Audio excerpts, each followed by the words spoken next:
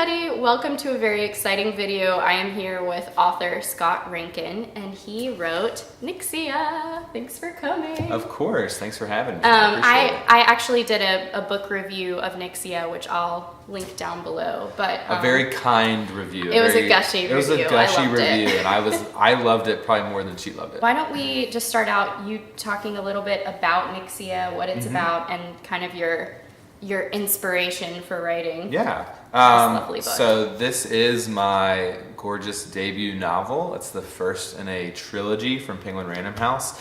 And I always pitch it interactively, which I don't know, I guess we can still do that. So if I offered you millions of dollars to go into space for 3 years, what would you say? What would you say? I'd say I'm all about it. She's all about it. I say no. I'm like the artsy guy. We always get eaten in the first scene, so I'm kind of wary of going into space. No, thank you. That's smart. But Emmett Atwater says yes. He's my main character. He is a black teenager from Detroit, Michigan. He's got a great family, good friends, but he kind of looks around the landscape of his life and thinks, dad's working night shifts, mom's on the transplant list. I have to take this chance, this lottery ticket chance to be the person that I want to be and to kind of come home and rescue my family, basically. And so he boards the Genesis 11 only to find out that the money isn't guaranteed. Plot twist. Yeah. Intrigue. It starts so soon. And so Emmett finds out that his whole flight is going to be measured, and it's all a competition, and everything he's going to do is sort of accumulating points and all that. So think Hunger Games in space is what I've heard. Yes. Another author friend of mine, Jared Rex, said it's like if Hunger Games and Divergent had a baby. Oh my gosh, and that baby so good. lifted a lot of weights as a young child, which is a weird comparison. Don't take that analogy too far. I love that. But yeah, so Nyxia, if you like Hunger Games, Maze Runner, Divergent, Ender's Game, Red Rising, all of that, it's kind of the next book for Red you. Rising is a big... That's a trilogy you love, right? Red Rising was a huge influence. I read Pierce Brown's work pretty much right before starting Nyxia.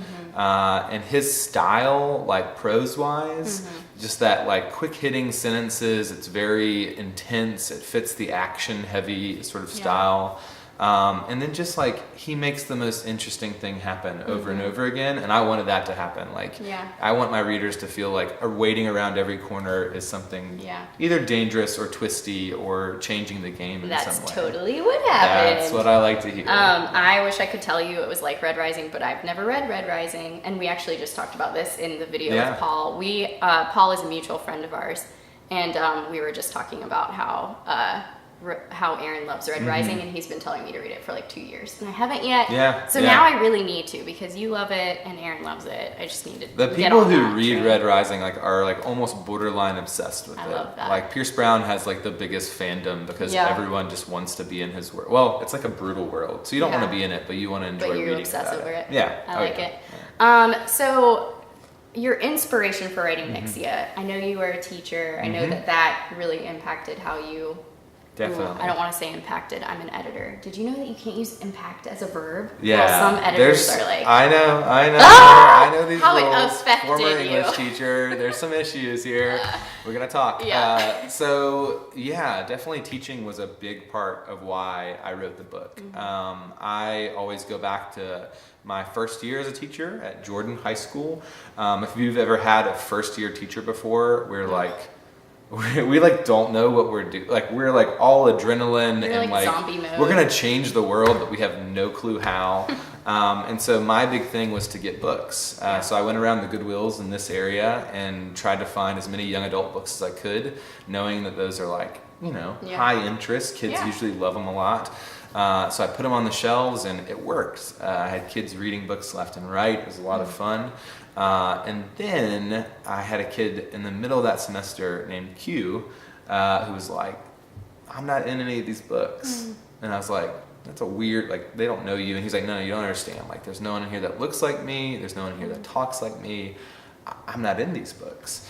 And so as a reader and as a teacher, the solution is pretty simple. Find books that Q, a black teenager, could find himself in. So think, Jason Reynolds' work and Kwame Alexander's work, Sharon Draper. This year, I'd be trying to hand him The Hate You Give by Angie Thomas, so or Nick Stone's Dear Martin, which just hit the bestseller list. Yeah, I'm excited about that one. Nick's fantastic too. So books like that. But as a writer, anyone out there who is a writer knows that you control your world. You control what characters you put in, what characters you don't put in. And so I had to ask the question of, am I writing for me or am I writing for my students? And I picked them. That's so cool. So I wanted to write a character. Emmett is someone who I hope Q and a lot of my students would see themselves in and would just join on the adventure, right? Launch into space with Emmett. I love that. I love that. Have you run into any of your former students or talked to them about it? So in the early going especially, they were my beta readers. Yeah. So, that's so cool. Yeah, I mean, that's one of the hard parts for anyone who's writing for a young adult. It's like I'm 29 and like I pretend that I'm a young kid, but like we lose the voice, like we lose the authenticity of like what does it really feel to be a high school kid? So to have high school readers, specifically readers from the same background as Emmett, was huge. They provided a lot of insight into getting his voice. I should have had you on the video with Paul because we talked about beta reading. Yeah, like the whole time. So. Beta reading, sensitivity reading, it's huge, it's important. So a lot of them did that, and then I ran into probably 8 or 9 students when the book launched. Various locations they came to visit. So that's really, really cool. Okay, so backing up a little bit, I'm doing a NaNoWriMo series. I'm doing a video every single day on my channel, and I wanted to talk a little bit about finding an agent because I feel like that's really helpful for people at this stage. November's wrapping up. They still have to edit their books and like go back and revisit because it's the first draft and it's always rough. But can you talk a little bit about how you found an agent, or maybe like why you wanted to find an agent versus submitting straight to a publisher? Just kind of the learning curve there. Yeah. So NaNoWriMo people, I hope it's going well. It is such a fun process. It's a cool community. You're all trying to accomplish something that like most people won't accomplish in their whole life. It's very cool. Shot of encouragement. Yeah, seriously, like you rock. So I'm glad that you're writing a book. The first thing I tell people, especially around this time of the year, is after you finish November and after you win NaNoWriMo, take a second, like take a breath. Don't shove that manuscript into the email inboxes of lots of agents. Don't do it. Just don't do it. There's just, there are things that you're going to want beta readers to maybe look at. You're going to want a few people who you trust to kind of edit through and make sure that the things that you're not seeing, someone else sees. Right. You want to put your best foot forward. And so I highly suggest sort of pausing first, taking a breath. And then stepping back into that arena. Good advice. So why an agent? Why do that at all? Because there are some very serious, like the self-publishing world's legit now. And I know a handful, I mean, you don't have to look too far to see the Andy Weirs and the Hugh Howies of the world who self-published and did very well for themselves and continue to do well for themselves. The reason I chose an agent is because I didn't know what I was doing. And are you very organized? Like, No.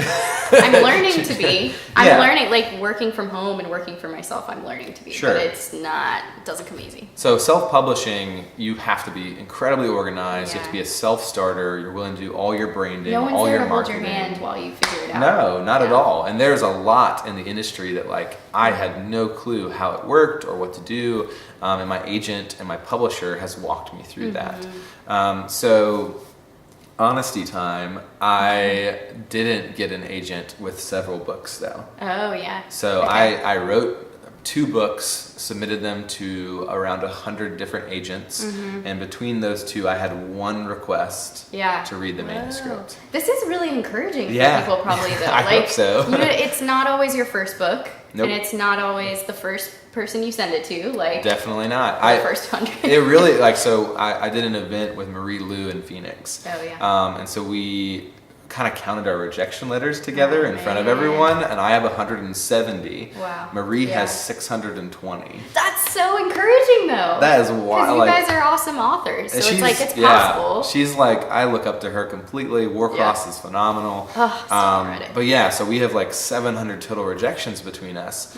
But that's like a part. It's almost like a standard in the industry that you're going to get rejected. You have to build thick skin. Past it. Push past it. And so I just kept writing, and I kept throwing manuscripts when they were ready to agents. So Nyxia was a very different story. I had tons of rejections on the first two, and then Nyxia, I had 19 manuscript requests, and I had 8 offers of representation. So interesting. Yeah. So whereas like on the first 2 books, I would have like grabbed the ankles of any agent who would take me and been like, please represent me. On Nyxia, it like turned around and I was like Skype interviewing these agents and I was like, what can you offer me? Yeah, and you're like, I don't even know what to look for. No, There's like lists out there, there are questions you can ask, but for the most part, you really feel like an unprofessional person who's like pretending to put on a tie. Fake it till you make it. And so I think finding an agent is important because they're the people who can get you in the door. Right. So when I knock on the door of Random House, they'd be like, who's that Joe Schmo? Never heard of you. When my agent, Kristen Nelson, who represents Hugh Howey, represents Gail Carriger, Allie Carter, Marie Lu, people I'm forgetting, like really fantastic best-selling authors. When she knocks on the door, people open the door. So she's like kind of my way in to editors who wouldn't read me otherwise. Right. Let's talk a little bit about your expectations versus reality. We kind of talked about, especially with like finding an agent in particular, or just the process of like next steps once you've written your novel. So expectations versus reality is a great way to put it. So number one reality, I think, is pace. I think when you hit send on all those query letters that you're sending to agents, your first thought is like, I'm going to get responses in 2 days. And you might get 1 or 2, but it is painfully slow. Last year, my agent received 30,000 query letters. That's a lot of people, a lot of different angles and books.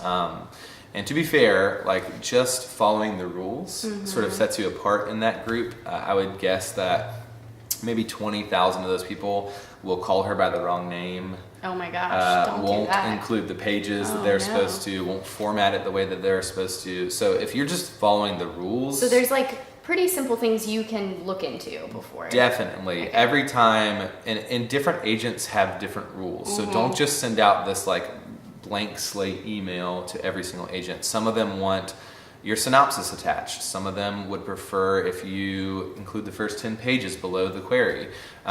Make sure you follow those rules, because if they say, hey, I want those first 10 pages, and you don't include them, you're like an automatic no. Like they don't even look at your query. So much of it is like being diligent and having thick skin, but also just doing your research. Follow the rules, do your research. Like there are agents who like will switch what they're representing. So they'll say, I'm not doing any sci-fi right now. So you like might send it to them, and if you get rejected, you can kind of like, oh, that's so sad, but you got rejected because they don't even represent that. So definitely do your research. Look on Twitter. A lot of agents are pretty vocal about what they want and what they're looking for. So that's really great. This is all so helpful. I feel like we could talk on and on about this. Okay. And I wish that we could. Maybe Scott will come back one day. But thanks so much for being here and for talking about Nyxia. Where can people find you? You can find me anywhere. So if you're looking to read Nyxia, it is available where all fine books are sold. If you want to follow me, Scott Thought on Twitter, or just search Scott Reintgen. That's pretty much it. Cool. I have a website, but it's a bad excuse for a website. Don't go there. Well, your last name is spelled not how it sounds. It's not. So, but isn't your website? My website it's pronounced Reintgen.com. I love that. And I have had like 5 or 6 people come up and be like, I'm so glad you said the website. That's so smart. Yeah. Well, but I'll also, on the comments for this video, anyone who has questions about agents, I'll happily kind of chime in. That's awesome. And answer any questions anyone else has. Okay. Awesome. Well, thanks for being here. My pleasure. And I will see everyone else tomorrow. See you later, y'all.